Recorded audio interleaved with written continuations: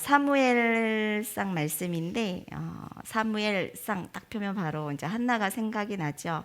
한나의 기도로 어머니의 기도로 태어난 사무엘, 정말 특별한 사람이었습니다. 서원 기도를 하였고 그리고 서원 기도대로 어미의 품을 떠나 보내야 했던 그 어린 사무엘이 성전에서, 성전은 아니죠, 성막이죠, 성막에서 자라납니다. 근데 자랄수록 어미 없이 자랐지만 여호와와 사람들에게 은총을 더욱 받았더라라는 성경 말씀이 있어요. 그 당시 그 사무엘을 지도하였던 엘리 제사장은 제사장인데도 스스로 하나님의 음성을 듣지 못하였죠. 그래서 하나님의 사람에 의해서 메시지가 전달이 되고, 원래는 자기가 받아야 되거든요, 대제사장이었으니까. 근데 받지 못하고 하나님의 사람을 통해서 경고의 메시지를 듣습니다.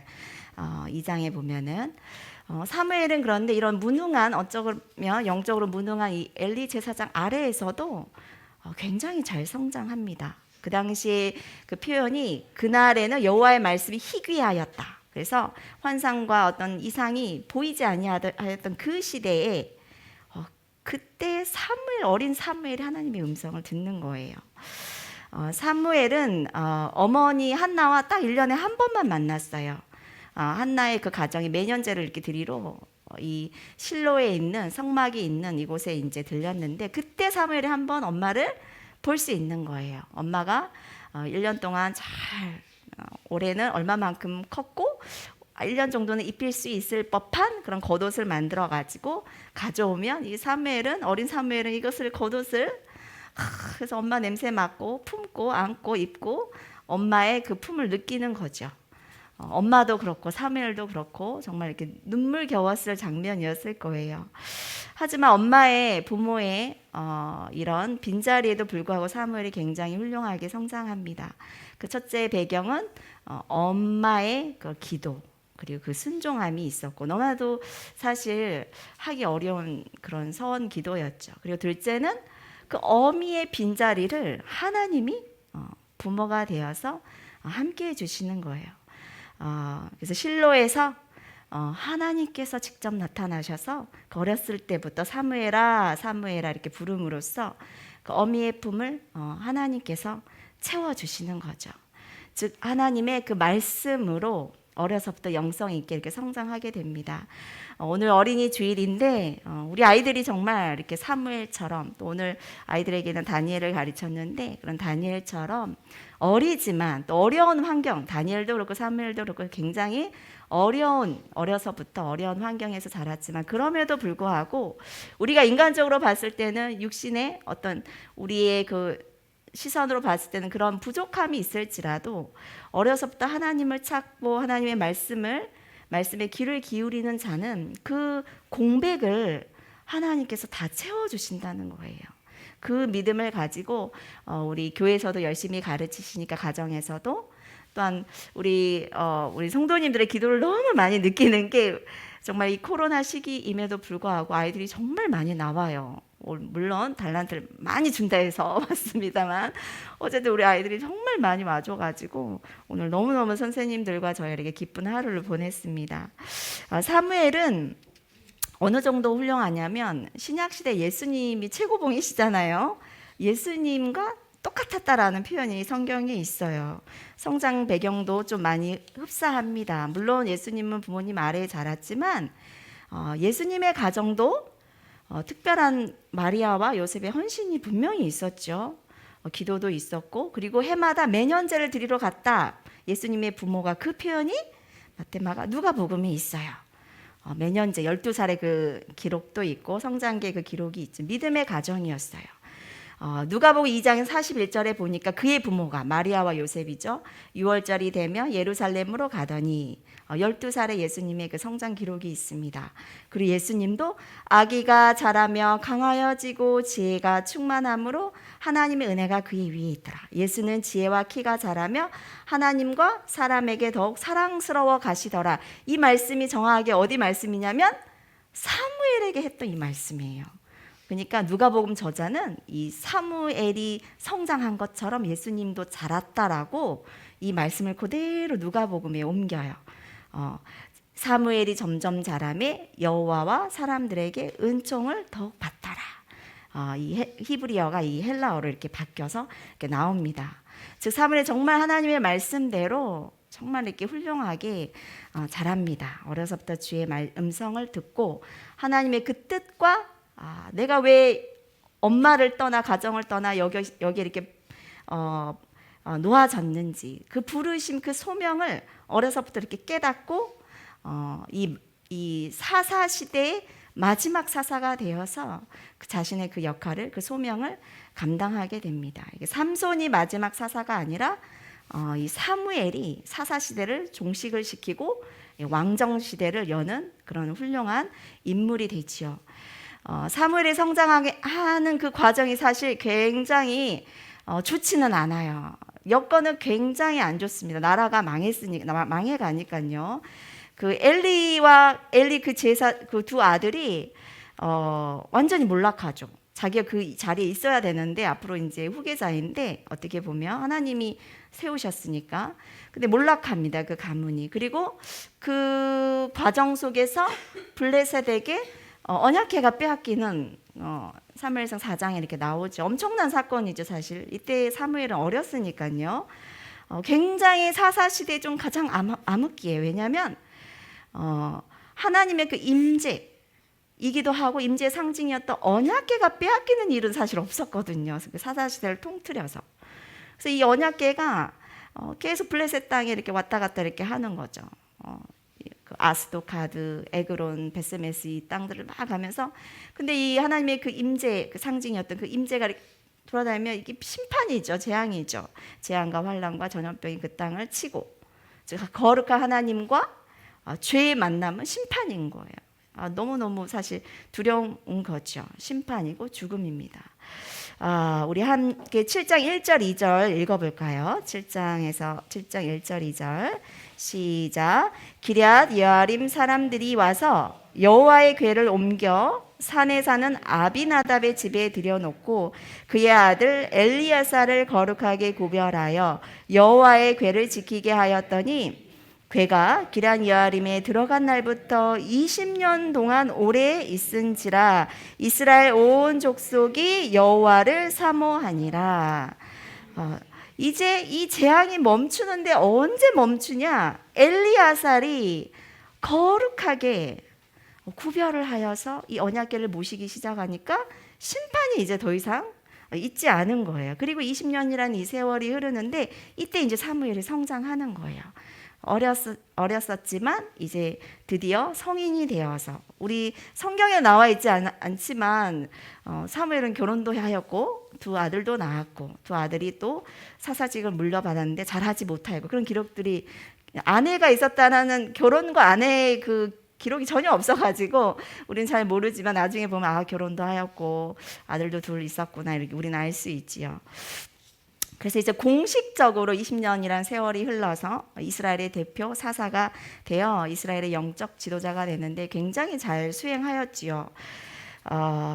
우리 7장 3절에서 6절까지도 읽어볼까요? 시작. 사무엘이 이스라엘 온 족속에게 말하여 이르되 만일 너희가 전심으로 여호와께 돌아오려거든 이방신들과 아스다롯을 너희 중에서 제거하고 너희 마음을 여호와께로 향하여 그만을 섬기라. 그리하면 너희 블레셋 사람의 손에서 건져내시리라. 이에 이스라엘 자손이 바알들과 아스다롯을 제거하고 여호와만 섬기니라. 사무엘이 이르되 온 이스라엘은 미스바로 모이라. 내가 너희를 위하여 여호와께 기도하리라 하매 그들이 미스바에 모여 물을 길러 여호와 앞에 붓고 그날 종일 금식하고 거기에서 이르되 우리가 여호와께 범죄하였나이다 하니라. 사무엘이 미스바에서 이스라엘 자손을 다스리니라. 아멘. 7장 2절은 이 온 이스라엘이 이제 여호와를 사모하게 되었다. 사무엘이 이제 공식적으로 사사가 되었는데 제일 먼저 할 걸로 우리가 생각을 한다면 사실 기럇 여아림에 가서 빼앗겼던 하나님의 여호와의 언약궤를 이렇게 딱 가져오는 게 먼저일 것 같아요. 왜냐하면 이스라엘 땅에는 여호와의 이제 성전이 없어진 거잖아요. 언약궤가 없어졌기 때문에 의미가 없어졌잖아요. 근데 이것을 먼저 하지 아니하고 우리 예상과 달리 사무엘이 먼저 했던 거는 단순히 물리적으로 이 언약궤를 자기의 땅으로 가져오는 것이 아니라 하나님의 그 백성의 그 마음을 돌이키는 게 그게 먼저라는 거예요. 그게 하나님이 정말 원하시는 것을 이 사무엘이 알고 먼저 이스라엘 백성의 그 마음을 온전히 하나님께 향하도록 그 사역에 이제 집중하여서 나아갑니다. 전심으로 여호와께 돌아오는 것, 하나님과 겸하여 섬겼던 이방신들 아스타롯과 바알을 제거하는 것. 사사시대 사실 이스라엘 사람들이 여호와를 섬기지 않은 게 아니었죠. 문제는 하나님도 섬기고 그리고 비바람을 관장하는 신, 땅의 풍요를 가져왔던 그런 바알신, 쾌락과 사랑의 신 아스타롯, 이것을 동시에 이렇게 섬긴 거예요. 하나님도 섬기고 이것도 섬기고 이것도 섬기고. 가나안 땅에 와보니까 이 전쟁이 그쳤잖아요. 전쟁의 신은 누구였죠? 여호와 하나님으로 이 사람들은 믿었기 때문에 모든 그 땅에는 이스라엘의 하나님은 전쟁의 신이라고 다 믿고 있었어요. 그래서 전쟁이 끝나 보니까 이제는 전쟁이 끝났잖아요. 이제 그 땅에서 풍요롭게 사는 거, 우리 인간의 욕심, 욕망, 갈망을 다 채워줄 수 있는 그런 재산을 늘려지고 또 항상 즐거울 수 있는 쾌락이 있는 그런 바알과 아스타롯이 필요했던 거예요.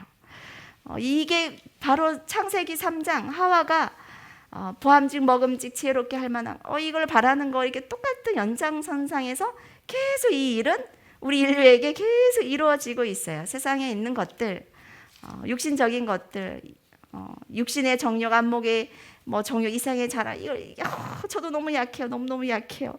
이걸 계속 추구하고 갈망하고 쫓아가는 거, 본능적으로 사랑하고 끊임없이 또 채워야 되겠다고 계속 애쓰고 달려들고, 말씀을 묵상하고 말씀을 막 필사하고 막 기도를 하고, 이렇게 할 때는 우리가 너무나도 큰 결단을 내리고 가야 되는데 근데 죄에 대해서는 우리가 이렇게 몸이 편하고 즐거움을 느끼고 안정을 추구하고 이런 거에서는 그냥 척 달라붙잖아요. 그죠? 우리가 정말 육신을 쳐서 복종해야 할 것은 말씀 생활, 기도 생활, 누군가를 이렇게 도와주고, 이거는 정말 내 몸을 쳐서 해야 되는데, 그 외의 것들은 우리 아이들에게 우리가 죄를 사랑하는 것은 마치 자석을 탁 들이대면 철들이 쫙 와서 달라붙잖아요. 그런 것과 똑같다. 본능적으로 세상을, 죄를 사랑하게 지음을 받은, 우리가 이렇게 타락한 게 된 게 우리다. 우리 때로는 네, 정말 거룩한 삶을 유지해서 내가 정말 의로운 것 같아라고 착각할 때도 있지만, 그건 정말 하나님이 우리가 주기도문에서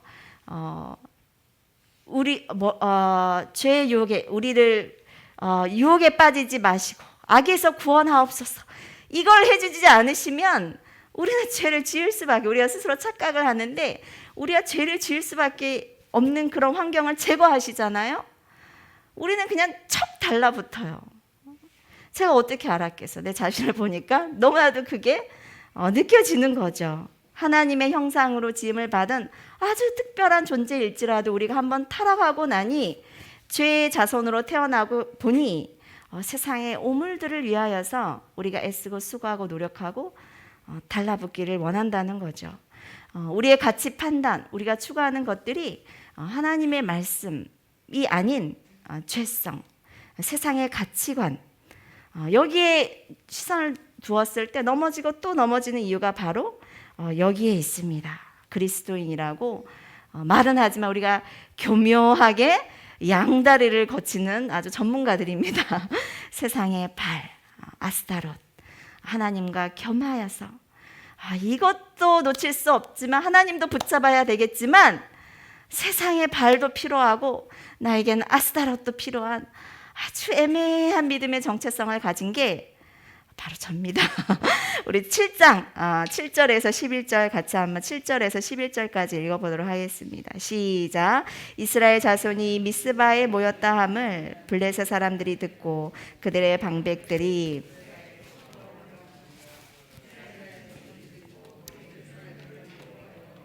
이스라엘 자손이 사무엘에게 이르되 당신은 우리를 위하여 우리 하나님 여호와께 쉬지 말고 부르짖어 우리를 이 블레셋 사람들의 손에서 구원하시게 하소서 하니 이스라엘이 사무엘이 젖먹는 어린 양 하나를 가져다가 온전한 번제를 여호와께 드리고 이스라엘을 위하여 여호와께 부르짖음에 여호와께서 응답하셨더라.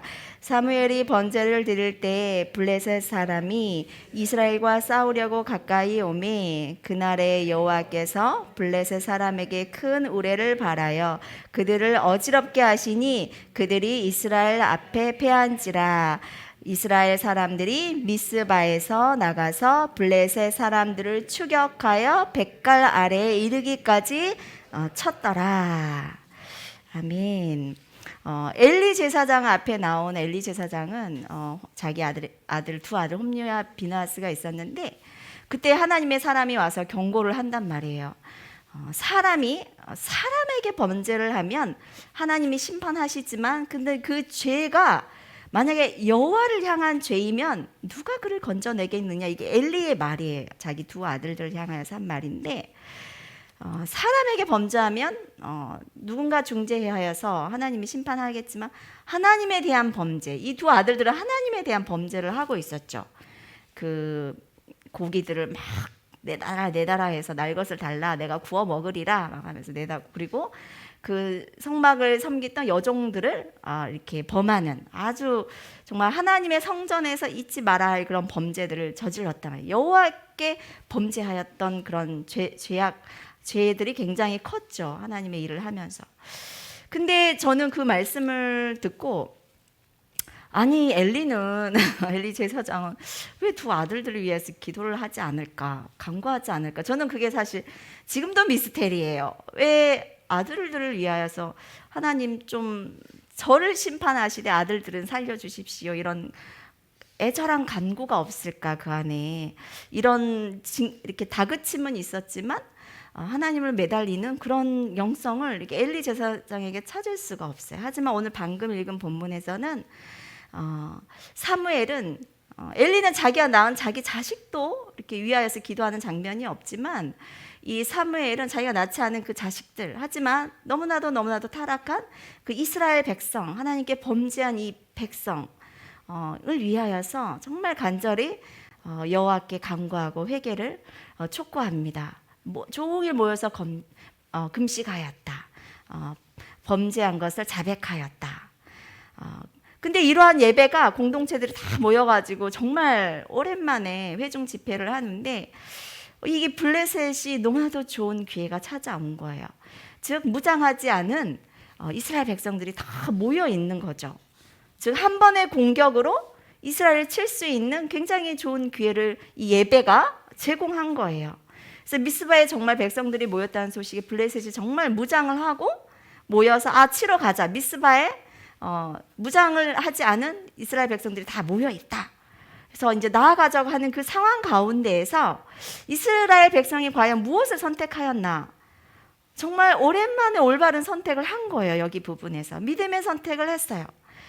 하나님께 간구하면 우리를 구원하실 수 있다라는 이 믿음이 이 사무엘 지도 아래 생겨난 거예요. 그 전에는 할 수 없었던, 흩어졌던, 어떻게 보면 다시 칼을 들었던, 막 주섬주섬 그랬을 상황 가운데 이스라엘 백성이 사무엘이여 쉬지 않고 우리를 위하여 간구해 주십시오라고 간구를 했다는 거예요.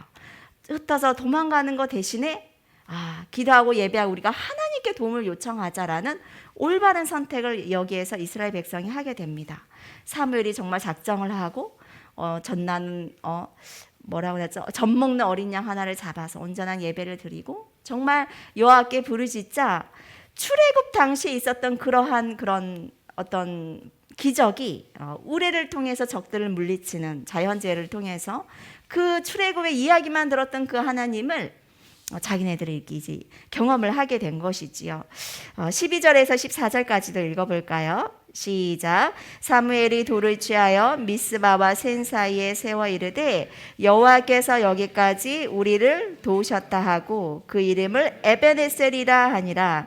이에 블레셋 사람들이 굴복하여 다시는 이스라엘 지역 안에 들어오지 못하였으며 여호와의 손이 사무엘이 사는 날 동안에 블레셋 사람을 막으심에 블레셋 사람들이 이스라엘에게 빼앗겼던 성읍이 에그론부터 가드까지 이스라엘에게 회복되니 이스라엘이 그 사방 지역을 블레셋 사람들의 손에서 도로 찾았고 또 이스라엘과 아모리 사람 사이에 평화가 있었더라. 아멘. 여호와를 의지하고 여호와께 도움을 구했더니 정말 에베네셀의 그 하나님을 경험하게 됩니다. 과거의 사탄에게 어둠의 세력에 그 빼앗겼던 그것이 다시 다 땅이 다시 회복이 되죠. 차지하게 되죠. 그리고 그들이 그토록 간구하였던 그 평화가, 그 땅의 평화가 임하게 됩니다. 사사시대 때 가장 귀한 게 사실 평화였어요. 사사들을 통해서 이제 일시적으로 이렇게 구원을 하시는데 이스라엘 자손이 또 여호와의 목전에서 악을 행하였다라는 이 문구가 또 그대로 따라오는 거예요. 항상 이게 따라오죠. 그래서 이걸 읽을 때마다 또 불안해. 읽는 독자들은 또 그랬구나, 또 그랬구나, 또 그랬구나. 사사들도 훌륭하지 않죠. 하나님의 영이 강력하게 임하시지 않으면 이 사사직을 수행할 수가 없었어요. 정말 하나님이 강권적으로 역사해 주셔야 그 사사가 세워지고 또한 그 땅에 구원을 받고 잠시 동안 평화가 왔다. 이 나선영, 이 영적 타락, 목사님이 자주 설명하셨는데 더욱 심화되고 더욱 깊어져 가요. 그래서 최종적으로는 그때 이스라엘 왕이 없어서 그리하였다라고 이렇게 결론을 사사기가 이렇게 끝나는데, 그런데 너무 이상한 게 하나님께서 세우신 정치 구조가 사실 이 사사제도예요. 이거는 사람이 만든 게 아니라 하나님이 만드신 어떻게 그 공식적인 정치 구조가 사실 사사제도거든요. 그러면 하나님이 실수하신 건가요? 계속 실패했잖아요. 사사기를 보면 거의 다 실패의 이야기인데 하나님께서 인간의 정치를 모르셔도 너무 모르신 건가? 왜 자꾸 이렇게 실수하고 성공적이지 못할까? 사사제도의 핵심이 뭐냐면 신정입니다. 신이 다스린다는 그 제도가 바로 사사제도예요. 하나님께서 왕이 되셔서 나라를 다스리는데 사사를 통해서 대리 통치하는 게 이게 사사제도의 핵심인 거예요. 하지만 사사기 아까 언급했듯이 괜찮은 사사를 찾기가 너무 쉽지 않아요. 그리고 사사기가 끝나고 나서 이 사무엘상 이 7장에 들어와서 사사를 통한 방금 우리가 읽었던 이 말씀, 사사를 통한 하나님의 이 통치가 맞았네, 괜찮네라고 느끼는 게 바로 이 사사기 7장의 이 말씀인 거예요. 첫째로 사사였던 사무엘은 백성의 마음을 하나님께 돌이켜요. 그리고 예배가 회복되자 죄를 자복하고 예배가 회복되자 사사에 꼬였던 게 다 풀리는 거예요. 블레셋에게 빼앗겼던 그 모든 땅들이 회복되죠. 에베네셀의 그 하나님을 고백하게 됩니다. 그리고 그들이 그토록 원했던 평화를 이렇게 누리게 되는 거예요. 아주 성공적인 사사제도가 완성이 되는 게 사실 정확하게 우리가 그 사사제도의 그 성공적인 사례를 보는 게 이 사무엘을 통한 사무엘상 7장에서 우리는 확인할 수 있어요. 즉 사무엘이라는 이 한 사람이 이 사사직을 잘 수행을 하니까 이게 모든 백성이 평안한 거예요. 한 사람의 원리. 우리 성경에는 한 사람의 원리가 굉장히 잘 들어와 있습니다. 아담을 통해서 그 한 사람을 통해서 이 세상이 죄로 번영하였다면 둘째 아담 예수 그리스도를 통해서 이 뒤집었던 판을 탁 다시 엎으시는 게 바로 예수 그리스도, 한 사람의 순종. 가정에서도 한 사람이 청소를 하면 집이 정돈이 되고, 한 사람이 빨래를 하면 다 우리 어머니들 한 사람이 요리를 하면 다 배불리 먹고, 그 원리들이 우리 교회에서도 한 사람이 누군가가 하면 우리 도너츠 한 사람이 튀기고 돕고 하니까 다 배불리 먹고 감사하고, 와플도 우리 아이들이 한 사람이 구워서 다 먹이고, 이런 한 사람의 원리는 지금도 계속 어디에서든 진행이 되고 있습니다. 오늘 본문 말씀이었지만 15절에서 17절 다시 한번 읽어보도록 하겠습니다. 15절에서 17절 시작. 사무엘이 사는 날 동안에 이스라엘을 다스렸으되 그 모든 곳에서 이스라엘을 다스렸고 라마로 돌아왔으니 이는 거기에 자기 집이 있음이니라. 거기서도 이스라엘을 다스렸으며 또 거기에 여호와를 위하여 제단을 쌓았더라. 아멘. 이게 이 세 개의 절이 이 사사가 해야 할 일을 정확하게 잘 표현하였어요. 15절에 보면 사무엘이 사는 날 동안에 이스라엘을 다스렸다. 이건 사사로서, 즉 어떤 적을 물리쳐주는 그런 군대 장관으로서 그런 리더십을 발휘하는 거, 정치적인 리더십을. 두 번째는 베델과 길과가 미스바를 순회하여서 가정과 마을을 다 돌면서 영적으로 살펴보는 거예요. 즉 하나님 말씀을 가르치는 어떤 선지자적인 사명, 목회자적인 사명을 하는 게 바로 16절 말씀이에요. 17절에는 제단을 쌓았다. 백성을 위해서 중보하고 예배하는 어떤 제사장으로서의 그 사명을 감당하였어요. 즉 사살은 어떤 정치적인 리더십, 하나님의 군대 장관처럼. 두 번째로는 선지자, 하나님의 말씀으로 목양하고 가르치고 재판하는. 그리고 세 번째는 제사장이 되는 영적 그런 리더십. 예수 그리스도가 하셨던 이 삼중직, 이게 사사가 해야 할 일인 거예요. 사무엘이 사사로 부르심을 받은 그 사실, 이게 여기서 시작됐구나라고 생각하면 안 돼요. 우리는 거슬러 올라가서 아담도 이 사사로 부르셨다는 거예요. 여기서 사사직 오피셜하게 공식적으로 나왔지만 사실 하나님이 우리를 부르심은 다 사사로 세우시기 위해서예요. 즉 하나님의 권한을 대행하는 그런 통치자로서의 그 부르심을 우리가 다 받았다는 거죠. 하나님이 이르시되 우리의 형상을 따라 우리 모양대로 사람을 만들고 온 땅을 다스리게 하자. 생육하고 번성하고 땅에 충만하라, 정복하라, 다스리라. 죄가 너를 원하지만 너는 죄를 다스려라. 모든 것을 다스릴 수 있는 권한을, 사사로의 그 부르심은 사사기에 시작된 게 아니라 아담부터 그리하였다. 이게 바로 우리의 소명인 거예요. 죄에 대해서, 어둠에 대해서 우리가 싸워 이기는 어떤 군대 장관으로서, 하나님의 군사로서의 그 부르심, 또 하나님의 말씀, 우리가 우리의 선악과를 먹었지만 이제 우리가 선악과를 이제 내어놓고 하나님의 말씀이 우리의 판단의 기준이 되어서 그 말씀대로 판단을 하는 그런 선지자, 어떤 하나님의 말씀을 가르치는 그런 자로.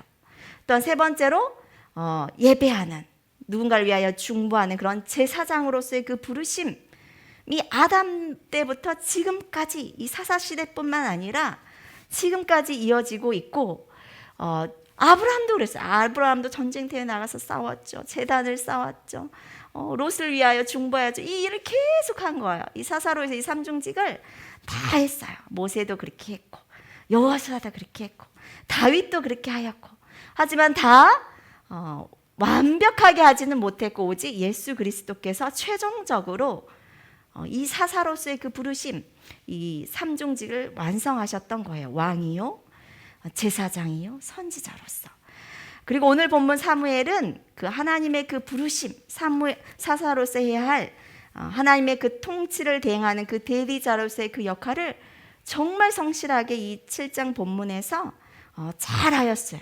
근데 놀랍게도 정말 너무 잘했는데 백성들이 바로 8장에서 왕을 구합니다. 세상 왕을 구합니다. 너무나도 아이러니하죠. 7장에서 너무나도 잘했는데 8장에서 바로 이 백성들이 8장 5절 보면 다른 나라와 같이 우리에게도 왕을 세워 다스리게 하소서. 너무나도 웃기죠. 되게 아이러니하죠.